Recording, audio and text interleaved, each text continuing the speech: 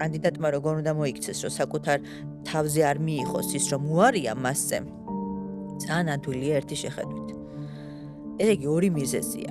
ან არასწორ ადგილზე მიხვედი და უბრალოდ განცხადებასაც არ კითხულობს სამუშაოს მაძებელი, მოდი პირდაპირ ვაღიაროთ. უყურებს პირდაპირ პოზიციის დასახელებას, კომპანიას და სახელფასო რეინჯი. 3 პუნქტი, რომელიც აინტერესებს. იქ რა მოთხოვნები აქვს კომპანიას, აი ალბათ 90% ამას არ ეძიება.